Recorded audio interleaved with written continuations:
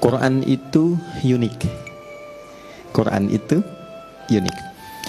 Orang-orang yang mampu berinteraksi dengan Quran secara baik, entah itu sekedar membacanya, memahaminya, atau menghafalkannya, maka yang pertama Allah deklarasikan dalam Al-Quran adalah ia mampu merubah kehidupan orang itu. Jadi kalau Anda, saya, kita dekat dengan Al-Quran, itu hal pertama yang Allah sampaikan, Al-Quran akan merubah hidup kita menjadi lebih baik. Itu yang dimaksud Quran surah 35 Fatir di ayat ke-32 di ujung ayatnya. Thumma awrathnal kitaba alladhina istafayna min ibadina faminhum zalimun li nafsi wa minhum muqtasid wa minhum sabiqun bil khairati biidznillah. Jadi orang-orang yang mendapatkan percikan kebahagiaan untuk mau berinteraksi dengan Al-Quran. Ya, interaksi itu dibagi 3 nanti. Ya, baik itu kita hanya sekedar ingin baca misalnya.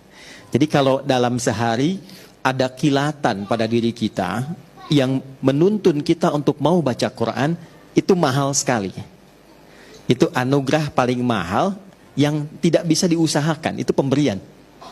Maka kalau dalam sehari terfikir misal, saya pengen baca Quran, itu cepat ambil. Karena itu kasih Allah yang tidak diberikan pada setiap hamba.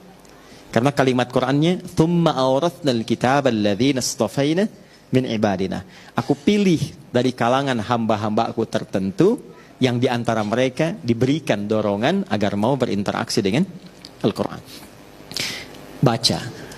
Atau misal, tidak baca, tapi pengen tahu artinya. Ya, saya belum tahu nih ad-duha ini artinya apa. Terus kita buka terjemahan, buka tafsir ringan, lalu kita baca itu. Itu pun anugerah. Ya, itu anugerah. Atau saya ingin menghafal, itu juga anugerah.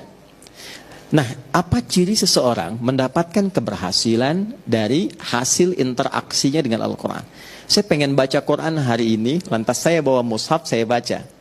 Setelah selesai baca itu, apa ciri dia berhasil melewati bacaannya? Apa ciri dia berhasil melewati kajiannya? Apa ciri dia berhasil melewati hafalannya?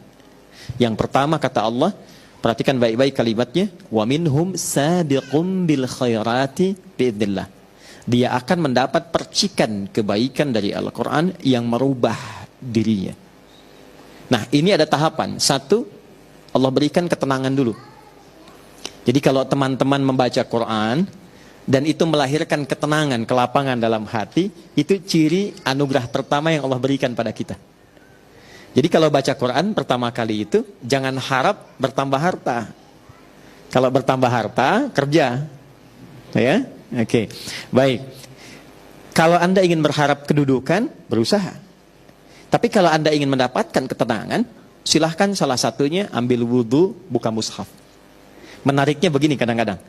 Kadang saat kita punya masalah, lalu kita buka mushaf. Menariknya kadang-kadang saat dibuka acak itu, kok ayatnya sesuai dengan apa yang sedang kita rasakan. Nah, itu bisa begitu. Nah, itu hanya Al-Quran. Anda boleh buka bacaan apa saja. Tidak ada sifat yang sama dengan Al-Quran.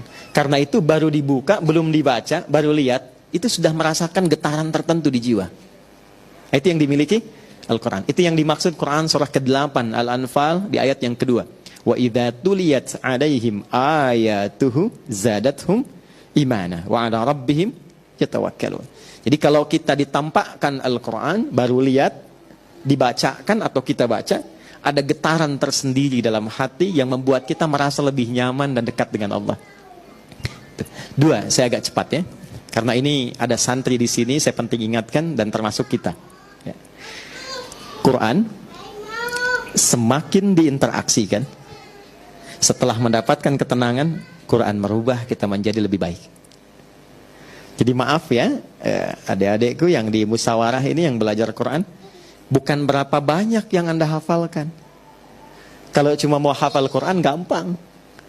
Saya di Tripoli, itu kalau sedang dialog lintas agama, itu beberapa partner dialog itu non-muslim hafal Quran. Ada yang hafal.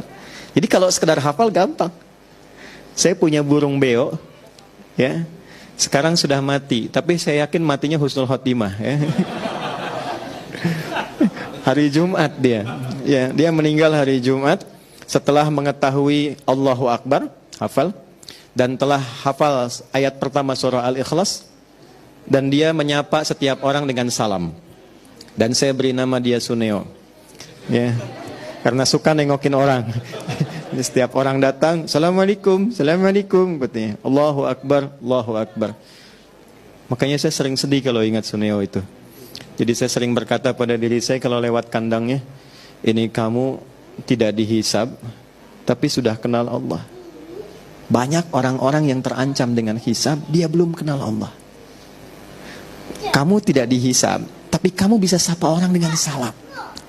Ada orang yang bahkan mengatakan sudah beriman, tapi dia belum mampu menyapa orang lain dengan salam. Nah, itu poin besarnya. Jadi kalau sekedar hafal, hewan pun bisa hafal. Tapi hafalan hewan itu tetap tidak merubah dia menjadi lebih baik. Ya, buktinya Suneo kalau pipis sembarangan tuh. Baik. Nah, maka teman-teman santri ya, ingat baik-baik. Semakin banyak yang dihafal, semakin merubah diri Anda lebih baik. Ya. Nah, tuh diingatkan tuh. Oh, ini penting tuh. Ya. Satu, dari ujung kepala sampai ujung kaki, lisannya mesti lebih lembut. Quran itu punya ciri khas. Kalau semakin dekat dengan Quran, semakin lembut pribadi kita. Ya. Dan itu auranya beda. Teman-teman kalau lihat Habib Umar lain kan ya? Ya. Habib Umar itu rahasia besarnya nggak pernah lepas dengan Quran. Jadi kalau safar dari Yaman ke sini, ya, itu di pesawat itu baru tidur kalau sudah lepas itu dengan Quran, tidur itu masih nempel Qurannya itu. Jadi nggak ada waktu satu pun kecuali dekat dengan Quran. Tempatnya sekarang bukan di tempat biasa, bukan di hotel, tapi di rumah Quran. Maka sejak teman-teman masuk dari gerbang ke sini dan duduk sampai dengan kembali, saya berharap dengan kita mengaji di tempat ini, setidaknya merubah kita lebih baik setelah pulang dari sini.